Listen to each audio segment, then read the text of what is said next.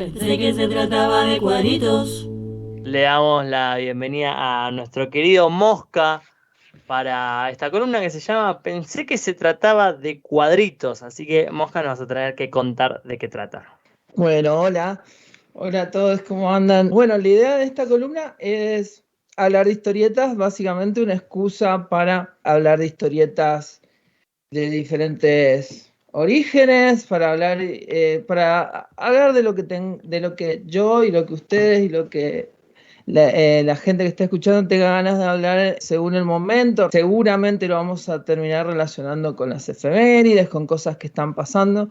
Vamos a ir viendo cómo va surgiendo, para dónde nos va llevando esta columna. La idea es, obviamente, aprovechando y utilizando esta fecha del 24 de marzo para justamente, que está ahí cerquita, pero estamos haciendo un poco, bueno, como hemos venido haciendo también la columna de recién, un poco tratar de empezar a ponernos en ese mood, ponernos a reflexionar y hacer memoria. Bueno, la idea es hablar un poco del el vínculo entre la historieta y la dictadura y el trauma producido por la dictadura, las diferentes intersecciones que han habido, ¿sí? Y aprovechar para recomendar algunas historietas que nos puedan servir para justamente reflexionar, atravesar esta situación. El vínculo entre la historieta y la dictadura es bastante fuerte, o sea,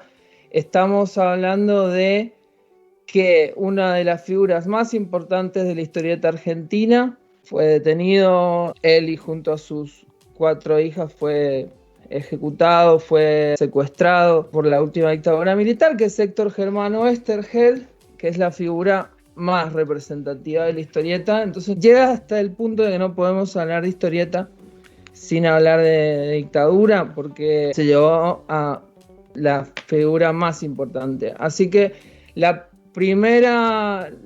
quizás la primera historieta que podemos mencionar, que muchas veces se asocia a la memoria, porque tiene mucho que ver, es justamente El Eternauta, que es imposible no mencionarla, a pesar de que el Eternauta se puede leer como una alegoría del imperialismo, se puede leer como una alegoría de estos procesos dictatoriales, estos autoritarismos, pero fue escrita y tuvo su éxito justamente en este proceso que recién estaba mencionando. Es de 1957, peronismo recién proscripto, toda la situación. Oesterheld en un primer momento no era tan radicalmente peronista como fue después. En el Eternauta aparecen de base muchas de las ideas que después van a hacerse más explícitas en otras obras, pero aún así, al tener un alcance tan universal, es una obra que sí o sí siempre hay que revisitar. Así que bueno, no podíamos no empezar mencionando a Oesterheld. Y nada, es el guionista más importante de la historieta argentina, sin lugar a dudas, y de la historieta latinoamericana, te diría, porque no han habido figuras tan grandes en otros países. Y bueno, la historieta en su momento era una industria fuerte, y Oesterheld fue una de las principales figuras de No, ese momento. Después quería pasar ya a algo un poco más reciente, más moderno, ¿sí? Hace muy poquito, hace un par de años, un grupo de historietistas, de figuras importantes de la historieta argentina, se comenzó a juntar en el bar de los 36 Billares. Se empezaron a juntar y se armó un grupo que se llamó El Caburé, y después de un tiempo de juntarse empezaron a sacar libros, y uno de los libros que sacaron fue Historias de desaparecidos y aparecidos. Es una antología, ¿sí? Que tiene diferentes artistas, tiene guiones de Juan Ross, May Vaquero, Héctor de la Gamba, y dibujos de Vicentiano, Sergio Ibáñez, Ezequiel Rosingana, bueno, un montón de autores. La, Ujú. digamos, esta antología lo que hace es adaptar en forma de historieta testimonios de sobrevivientes de los centros clandestinos de detención del Vesubio, que bueno, justamente donde estuvo Westergel, y D2 en Mendoza, ¿sí? El Vesubio en Buenos Aires y D2 en Mendoza. Y bueno, es un libro muy fuerte, obviamente, que sirve justamente para conocer estos testimonios. Sabemos que la historieta testimonial, la historieta autobiográfica ha sido muy importante y bueno, ha adquirido mucho prestigio y hay grandes ejemplos como por ejemplo Maus, ¿no? La historieta ha servido mucho para conocer testimonios muy fuertes que el filtro que te permite el dibujo, la manera de representar la realidad de una forma no del todo directa, permite que estas historias funcionen muy bien y la historieta y el testimonio se llevan muy bien. Estas historias son desgarradoras, son fuertes, pero también es necesario poder conocerlas y este libro es muy, muy interesante para eso y hay algunas cosas que realmente son, algunas de estas historias son muy destacables. No tiene sentido juzgar, obviamente el criterio estético importa, pero esto trasciende un poco lo estético. Es la importancia de poder conocer este horror también y bueno, y reflexionar. Entonces esa es la segunda recomendación. Bien, bueno, un poco en esta línea, pero yendo ahí un tono un poco más luminoso, está el libro de historietas por la identidad que sacaron las abuelas en 2015 con la biblioteca Mariano Moreno.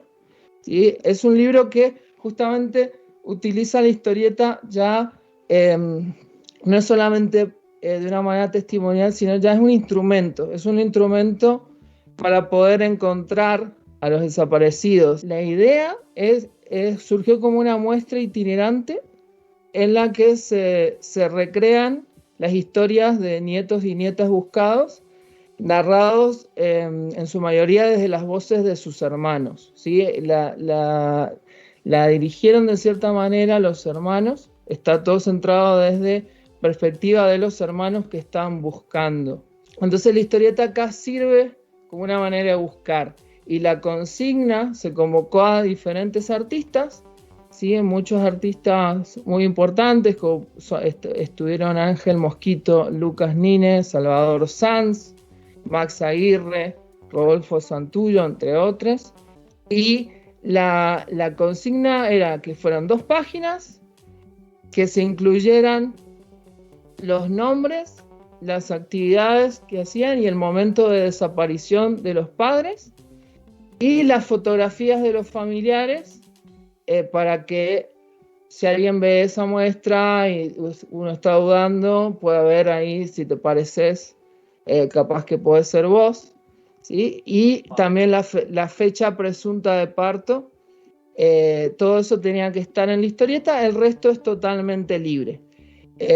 Y es muy interesante lo que hicieron los artistas con esa consigna, porque cada uno fue para diferentes lados, pero se mantiene la función social de esa historieta, que es justamente buscar y bueno, es una historieta muy linda, se las recomiendo y está totalmente, es una antología de historietas, está totalmente gratis, la pueden buscar, si ponen, se llama Historietas por la Identidad, lo googlean y les sale el libro en PDF completamente para leer. Cada una de estas historias tiene el nombre de la familia, ¿no? Es por familias que está organizado y la última parte tiene un par de historias de nietos recuperados, lo cual es súper lindo. No todo es la búsqueda, sino que también tiene ese... Sí, tiene el encuentro. El encuentro, el final. Tiene el momento de encuentro. Sí, lo cual es súper lindo. Así que, bueno, esa también es una gran recomendación, un proyecto que fue muy interesante y que está totalmente al alcance de cualquiera. todo creo que lo recomiendo mucho porque es lindo, o sea, entiendo que es complicado decir que es lindo, pero está bueno cómo está resuelto, o sea, está de manera muy inteligente en todos los casos. Está hecho con mucho respeto, el trabajo en conjunto entre el artista y los hermanos. Realmente es un trabajo, un laburo muy lindo, así que se los recomiendo. Bien, y bueno, y para cerrar, quiero mencionar algunos cómics que tratan justamente este tema. Yo creo que yo he estado estudiando este último tiempo, ahora que estoy haciendo estudios hispánicos y demás, cómo cómo Latinoamérica ha lidiado con la postdictadura, ¿no? En los diferentes países. Y nosotros he llegado a la conclusión que tenemos la suerte, entre comillas, o tenemos la posibilidad de que hemos llegado a algo más parecido a una conciliación, más parecido a poder, por lo menos pudimos juzgar los genocidas, por lo menos pudimos tener toda esta conciencia que estamos teniendo, a pesar de que hay mucho todavía por hacer, pero está esa idea, ¿no? Que en otros países no se dio y que todavía hay fantasmas que se han resuelto mucho peor que lo que nosotros pudimos hacer. Entonces eso permite que haya una cierta madurez también en nuestro arte con respecto al trauma y con respecto a la memoria, que permite películas como Argentina 1985 y que permite cómics como los que voy a mencionar, que en realidad ya se permiten salir de lo testimonial y hablar de la dictadura aunque no lo estén hablando directamente, y hablar un poco también sobre el trauma. Puedes reconciliar, puedes juzgar, puedes recuperar a los nietos, pero ese trauma del horror queda dando vueltas. Y la historieta justamente lidia mucho con eso. Maus es una idea, es la idea de poder lidiar con esa. No es solamente recordar lo que pasó, sino poder lidiar con la identidad que hemos perdido después de todo el horror. Entonces, hay cómics que son muy interesantes y que son los que a mí me resultan más interesantes.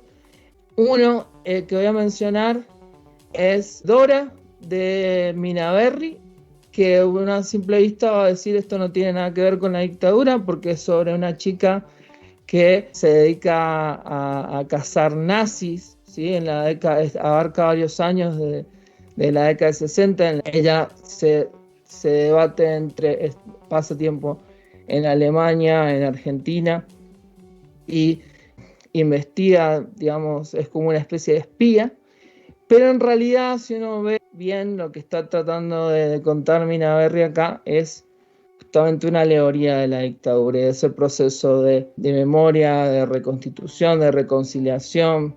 Y es una manera súper interesante, porque tenés que leer entre líneas cómo hace este paralelismo entre la Segunda Guerra Mundial y la última dictadura militar.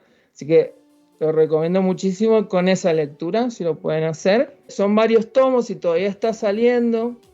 Y justamente, no sé si ya salió o está por salir el último. ¿Sí? Son 4 tomos que han salido hasta ahora y está por salir el último. Hay uno de ellos que la sacó otra editorial, que no me acuerdo, a ver, lo tengo acá. El Hotel de las Ideas. Los tomos son Dora número 1, el número 2 es El año próximo en Bobigny, después está Malenki Sukole y Ansel Vogelhahn. Esos son los tomos que han salido hasta ahora, y ahora está saliendo otro que se va a tratar sobre el juicio a Eichmann, y Dora va a estar involucrada en ese juicio. Y bueno, si saben más o menos hacer paralelismos, van a entender por dónde va lo que estoy diciendo. Y bueno, les recomiendo muchísimo esa historieta porque es una de las historietas más importantes también de los últimos años, y es una historia muy interesante. Dora también experimenta con mujeres, es lesbiana, es una historia también queer.